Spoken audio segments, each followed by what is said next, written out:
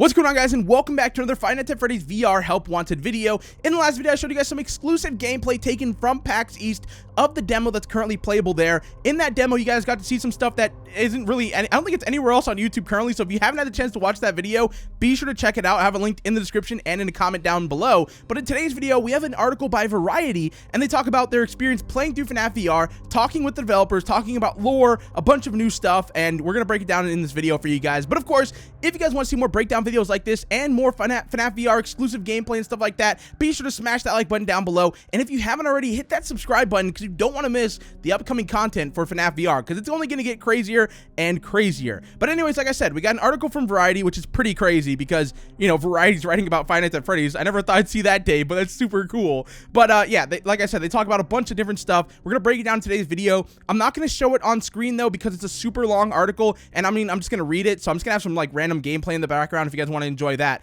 But before we actually get into the article, I do have something to discuss because after I ended the last video and I posted it, a new update came out, and apparently the game's release date is set for April 30th right now. We don't know for sure as a fact, but that's what we saw on PlayStation.com. That's what a lot of the articles are using. So apparently the game is coming out April 30th. So yeah, so everyone knows that's apparently the release date for right now. But anyways, let's get into the article and let's hear what they had to say about FNAF VR Help Wanted.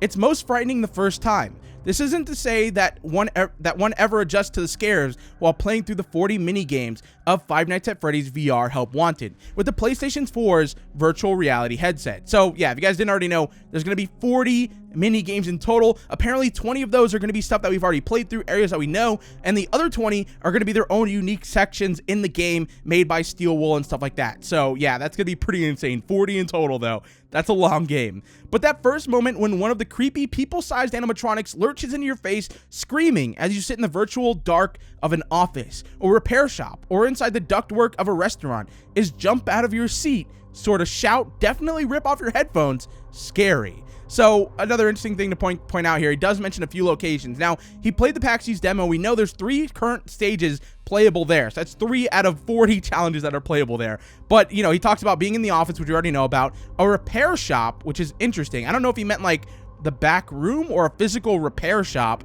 but that might be a hint at something new that's coming, or inside the ductwork of a restaurant, which we already know that's Mangle. But I think when he says repair shop, he probably means when he's working on Bonnie, and that's kind of like their own kind of area that they built. But anyways, I just want to mention that. I tried to play it cool when it happened to me. Finding my seat again, PSVR head tilted back from my face, headphones sort of dangling from my neck as I spoke too fast while chatting with one of the developers, pretending that I hadn't just shouted really loudly in the quiet of a demo station at a PlayStation event earlier this week. I don't think I pulled it off. Rodney Brett, character artist and developer at Steel Wool Studios, said that the team actually... Oh, wait, no, it says character artist at developer Steel Wool Studios. Sorry about that. Said that the team actually had to take a second pass on the characters of the game to make them scary in VR. The game's original vertical slice, he said, wasn't quite fun enough and certainly wasn't scary enough in VR. So we went back and we took another pass on it, and we added all these animations, and we made things a little bit more creepy, he said. The concept for a virtual reality take on the creepy Five Nights at Freddy's franchise actually came from the franchise creator. Scott Cawthon came to Steel Wool because he liked some of the other VR games that we had created. The original pitch was that Scott wanted us to make the original Five Nights game, Brett said. So Steel Wool dutifully went to work, faithfully recreating the game in virtual reality, but soon realized the end result was a bit too light in content and didn't exactly translate well as a port, so they went back and amped things up. So that's super interesting to hear. You know, he originally just wanted them to make Five Nights at Freddy's 1 in VR, but they did it. It wasn't exactly what they wanted to be, so they went back and amped it up, and now we have what we have today, which is 40 mini games, which is pretty insane. One of the main things the team struggled with internally was whether to keep the game's minimal animations or redesign them for VR. That was part of the charm, Brett said, so we struggled with whether we should keep that or whether we should create better animations for them. One of the reasons why I went with the latter was because in VR, they came across as more silly than horrific. That's because, Brett said, changing the game from something occurring in a flat 2D plane to a virtual reality world exposes some things you may not typically notice as a player. He likened it to movies that used higher frame rates like The Hobbit. That revealed a lot of things, he said. Once you increase the fidelity of the medium you're looking at, all of a sudden, the user or the player notices flaws. So we noticed that if we left the animations as they were, that it didn't look good, and more importantly, it wasn't scary. So the team went back and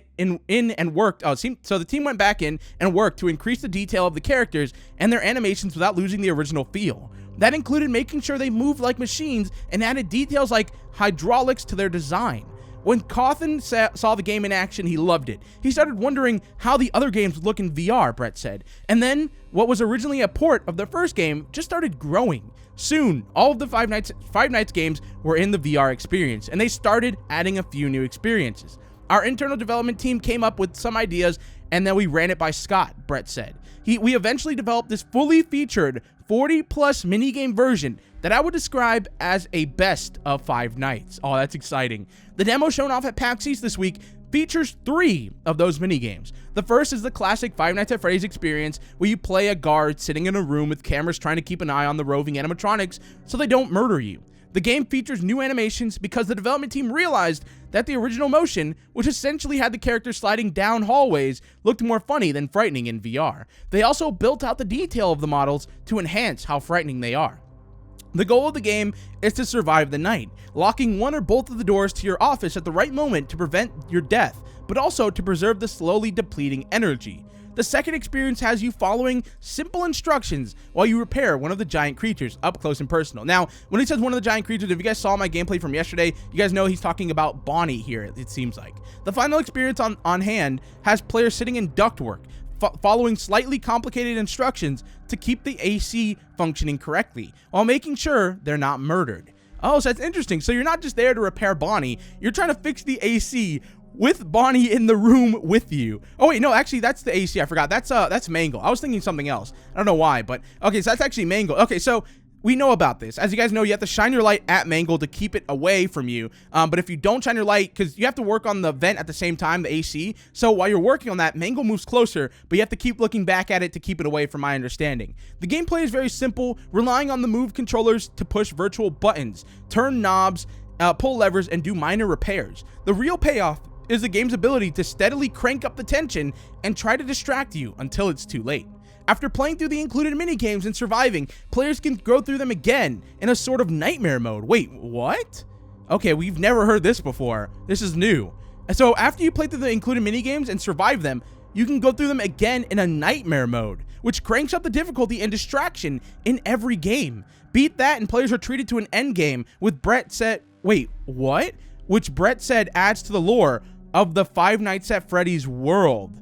Okay, this is a big reveal right here. So you play through the game normally, then there's a nightmare mode, and if you beat that nightmare mode, the ending of the game will reveal something lore related to Five Nights at Freddy's. That's huge. It's all new content to kind of fill in the backstory, he said. That's a big payoff for fans of the series who've long had to extract the game's story through snippets. Oh, so we're actually going to be able to see it. Holy. What little is known about the game and its setting is that there's a pizzeria with a dark history of dead security guards and missing children. Brett said that the team hopes to work with Cawthon again, this time on something entirely new for Five Nights. Oh, that's going to be cool. He wants to make another Five Nights, hopefully with us in the future, Brett. Wait, what? Okay, so this just confirms something big here. Scott wants to make another Five Nights, hopefully with us in the future, Brett said. But I'm not, wait, he said, I'm not sure if he wants to do another VR game, though. The game, which will likely be released in April or May for somewhere in the $20 to $30 range, is coming to PSVR, Oculus. Okay, so, wow, that's crazy. So that ending section right there just gave us like a whole news bomb right there. That was pretty crazy. Okay, so he says he wants, so right here at the end, he said Scott wants to make another Five Nights, hopefully with us in the future. Now, they could be talking about Into Madness, but Scott himself said he was going to be working on that game alone. So did they just kind of announce another FNAF game possibly coming after Help Wanted? I think they did. I think they actually just announced another game coming. I mean, that's if Scott wants to do it, of course. I mean, he says that right there in the article, but if Scott says, you know, it's a go, then I mean, I think if Help Wanted does good, we could be getting a lot more FNAF games, especially if we keep getting articles about them like this and everything else. Like, there could be a pretty massive amount of FNAF games coming out in 2019, 2020 judging by this article. But then, you know, just some other things. So what we got out of this article was basically we learned what the 3 mini games were. We now know the first one, you're working on Bonnie. The second one, or no, the first one, you're in the FNAF pizzeria, surviving the animatronics, pretty normal.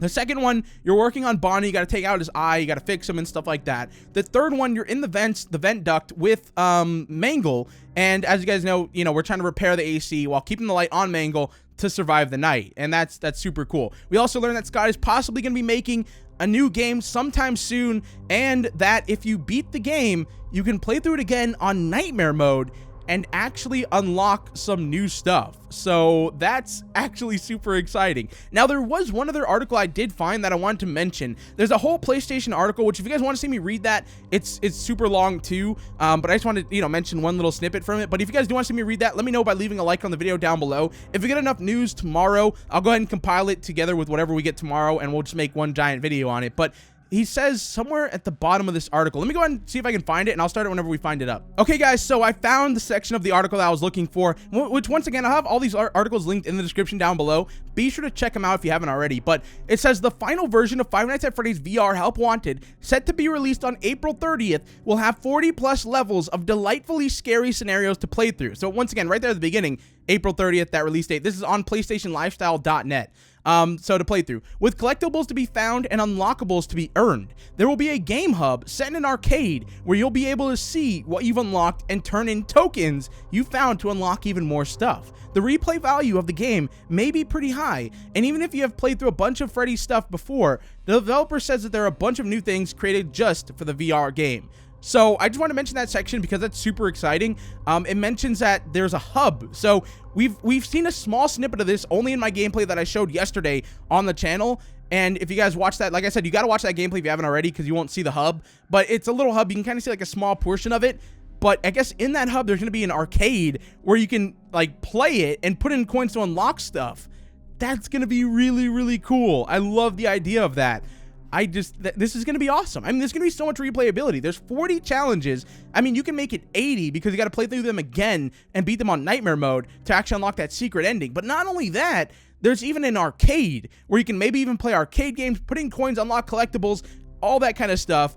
And it's just, this is going to be an insane game. This is definitely way more than I think what we all thought it was going to be at the original, like at the beginning. We all just thought it was going to be FNAF 1 VR, and that was it. But no, this is like its own thing. This is like the ultimate Five Nights at Freddy's game, which is pretty insane, and I could not be more excited. Of course, though, if you guys are too, be sure to smash that like button down below, and if you're looking for, the top scores for all FNAF news and stuff like that, be sure to hit that subscribe button, because I'm going to be here covering it all for you guys as soon as it drops, and I'll see you guys in the next one. Peace out, guys.